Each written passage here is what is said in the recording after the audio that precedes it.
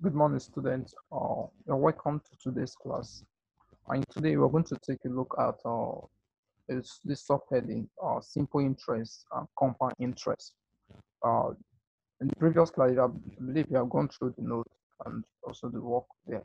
If you have any question based on the examples in that note, feel free to inform me. Okay, so let's go straight to the business. So today we're going to look at simple interest. Though it sounds very somehow you're still doing simple interest, but you're going to see some tricky question under this guy. So let go. So we know that simple interest is giving us this expression here, where P is the principal and R here is the rate, always in percentage, and the time is always uh, is in year. So if they give you a month, you need to convert it to what year. If they give you maybe in days, you also need to convert to year. You get the point. So the time is always calculated based in year. Okay, now another thing is this, another short way of calculating simple interest is using this principle here. Now, note, say the principal, let's say, what you also, we assume that the principal is 100%. So if you take the ratio of the percentage given to you to the principal, that is the percentage given to you, or let's say the interest, that the rate, the percentage rate, if you take the ratio of the percentage rate to the interest, that ratio should be equal to the ratio of the interest, the real value you're going to get to the principal you invested. You get the point I mean? That is, if you are using term of percentage, what I mean, you are seeing the amount that you invest or the principal as 100%. That implies that then the percentage interest you're going to get, if you take the ratio of that to that of the principal, to that of the interest, the real interest to the principal, that ratio is always the same. Look at what I mean. I said, look at this expression here, that is, let the percentage interest be X%. You get the point? And the interest, the value, let's say the interest is B and the principal is C. So what that means is, remember, I'm saying the principal as 100%. So if I do this ratio, the percent, the rate, the percentage rate all over 100 should be equal to this other ratio, which is the real interest, which is the real value, in not in percentage this time, the real value divided by the what, the principal. This ratio are always the same. Now let's look at this example here. Now, if the annual rate interest is 15%, we ask what is the interest in 3 years on investment of $650. Now, if you look at this expression here, you can use the RAM method, the formula method. Let's just use this sort of first method first. Look at it. Let's say the interest is X dollar. Clear? Now, I told you that if you take this, see the principal, this amount in terms of percentage as 100. So if I do the ratio 15% all over 100, that ratio should be equal to what? The interest value I'm going to get all over the principal invested. So if you do that cross multiply, you're going to have the interest as 97.50. You get the point. Now, if for 3 years, you just multiply by 3, and that'll give you the interest for 3 years. You get the point. Now, let's use the formula and check too. Using the formula, the principal is $650, and the time is for 3 years, and the rate was 15%. So if you do that, you can see the same results you still get. Okay, the next question now, look at the real work I started. That was just a recap. Now let's go to your business now. Look at this question here. Now, an investor invests X dollar in bank M at a rate of 6% simple interest per annum, and X and Y dollar in bank N at the rate of 8% simple interest per annum.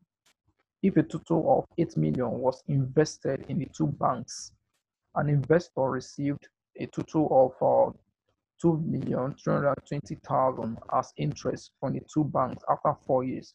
We're asked to calculate the value of X and Y. Apart from that, the B, the interest paid by the second bank. So you look at this question now, this is where your work starts. Okay, now, so what I'm going to do is let's analyze the question. So let's analyze first. This guy invests in bank M, X dollar. So let's pick out the data we need. We need to record this, the simple interest is this. Let's pick the data for bank M. The rate was 6%. The principal the guy investor was X dollar, and the time duration is 4 years. Clear? while the data for bank N is 8% rate. The principal was $Y and the time was 4 year 2. Now, with this information, let's go back and check this guy. We are told that a total of 8 million was invested. You get the point. Remember, this X dollar and Y dollar was the principal. So the total of them, sum them together, should be equals to 8 million. Okay, so look at it here. So X plus Y, X dollar plus Y dollar, the total should be equals to 8 million. So let's say this is equation 1. Then in the second thing, we are told that the guy received a total interest of 2,320,000 as the interest, the total interest for the two banks. So with that, will give us information that we're going to work with interest now. So that gives us information. So let's just say the interest in bank M is, let's put it like this, I subscript N indicating the interest in bank M. And you know the interest in bank M will be because of what the principal, the amount you can invest is X dollar, and the rate is for 6 and the duration is 4. So you do that, you have 0.24x. Come to here to, let's say this is the interest for bank N, and that should be the principal times A times 4 over 100. That gives us 0.32y. Clear? Now, with this, now we have information. So we sum these two guys together, it should be equal to what the total interest from the two banks. So that was say the interest in bank M plus interest in bank N should be equal to 2,320,000 dollars. Okay, so that implies that, so we know the interest in this bank as 0.24 plus 0.32y should be equal to this value. So this is equation 2. So we have two equations now. So we have to solve them simultaneously. So solving the two equations simultaneously, we're going to have this equation 1, equation 2. So let's use substitution method. So for equation 1, you can see that make x the subject formula. We're going to have 8 million minus y. Clear? So let's substitute to what? That would form equation 3. Let's substitute to equation 2. Substitute to equation 2, we're having 0.24 into 8 million minus y plus 0.32y equals to this. Now let's open our bracket. Open the bracket, you're going to have this, and this time this, you're going to have this plus this guy equals to this. Now the next thing, let's solve this guy out. So minus 0.24 plus 0.32y, that will give us 0.08y, and this will give us equals to 3,320,000 minus 9,920,000. That will give us 400. That is 400. That is 400,000. Good. So let's solve for y. So divide both sides by the coefficient of y. So you're going to have it to be what? 5 million. So if you divide this by that, you're going to have $5 million. So this is supposed to be dollar, not naira, in dollar. Okay, good.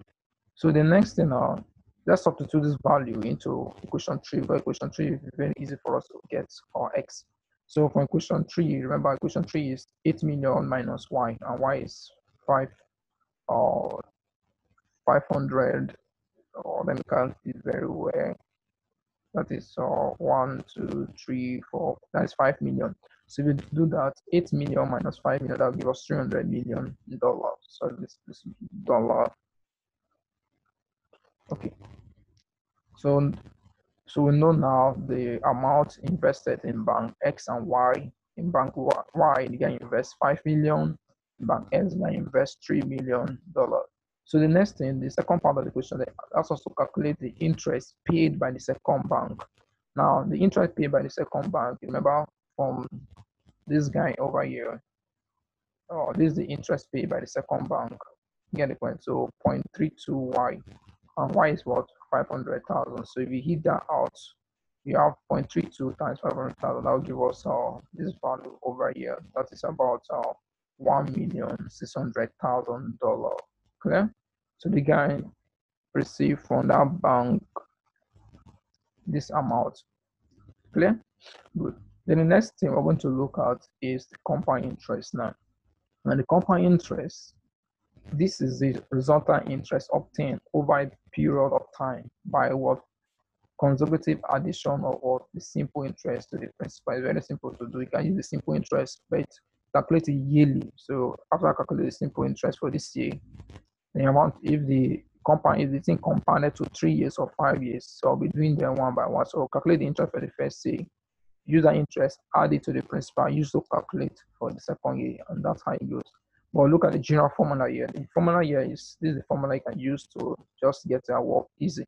So now the amount is principal into 1 plus r over 100 raised to n, where p is the principal and r is the rate and n is the duration, that the time frame. Always remember, always in year. So now let's look at this question here. So a sum of money was invested for 3 years at the compound interest. At the end of the second year, the money has increased to this value. At the end of the third year, it has increased to this. We have to find the nearest whole number, the rate percent at which this interest was in, and B, the original sum of money that was invested.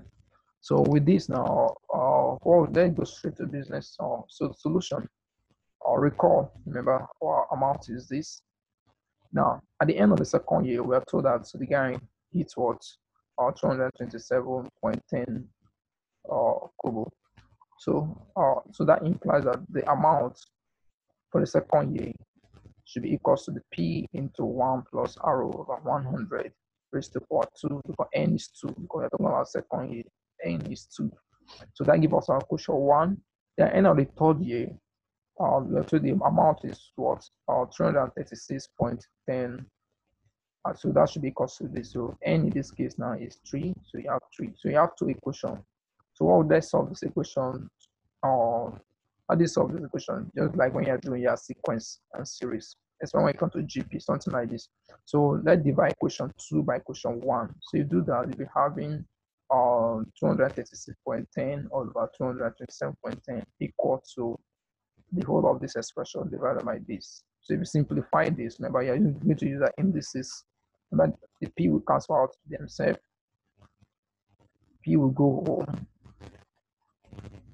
Remember your indices. Remember the base are all the same. So use the indices. This will be what?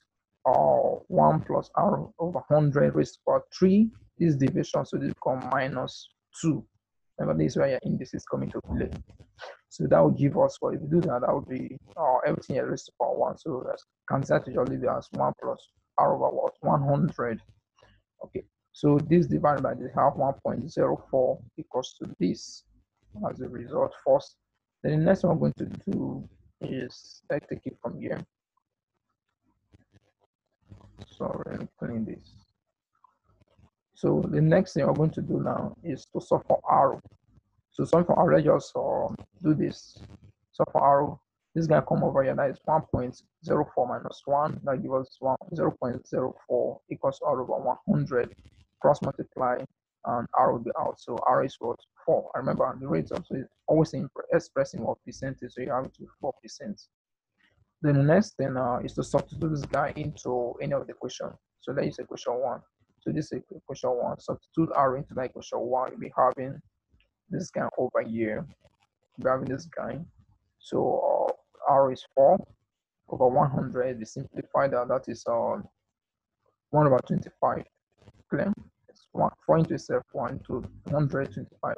So you hit this out, 25 times 1, that's 25 plus 1, that's 26 over 25 raised to power this guy here. So you take the square of both of them. The square of this guy is this, square of 25 is this. So that means you're going to have 227.10 equals to, this divide this, you're going to have 1.0816p. So the next thing is just to solve for p. Divide both sides by the coefficient of p in this case. So that would be 227.10 over 1.0816. That gives us 209.967. So the nearest whole number, that is what? 210 naira. Simple as that. That's the compound, that's the principal again invested. Clear? Good. So just work with this guy. After watching the video, just go through the note too, and if you have any question, just feel free to send your response. Thank you. Have a great day. Bye for now.